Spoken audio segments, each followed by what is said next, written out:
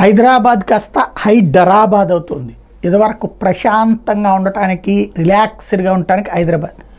ఇప్పుడు వణుకు, భయం, 24 గంటలు టెన్షన్. అదే హైదరాబాద్ స్పెషాలిటీ అన్నట్టుగా తయారైంది.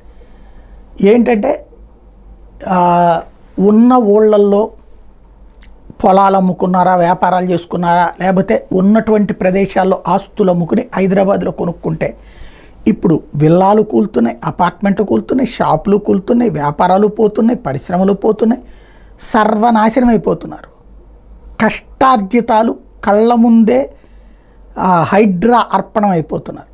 హైదరాబాదులో హైదరాబాదు తయారైపోతుంది. ఓ పక్కనేమో ప్రకృతి వైపరీత్యాల భయం, తరచూ వర్షాలు వస్తున్నాయి. ఒకప్పుడు అప్పుడప్పుడు వర్షం వచ్చే నగరం కాస్త ఇప్పుడు అప్పుడప్పుడు వర్షం లేని రోజు అనేది తయారవుతుంది. వర్షాకాలంలో వర్షాలు పడట్లేదే, విడి రోజుల్లో కూడా పడుతున్నాయి. అది సమస్య.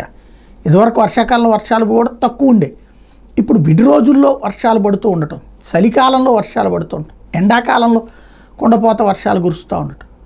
ఇంకోటి అది కూడా ఇవన్నీ నిండేటటువంటి పరిస్థితి. ఇవన్నీ అవే ఒక సమస్య అనుకుంటే ఇప్పుడు ఈ హైడ్రా సమస్య మరొకటి.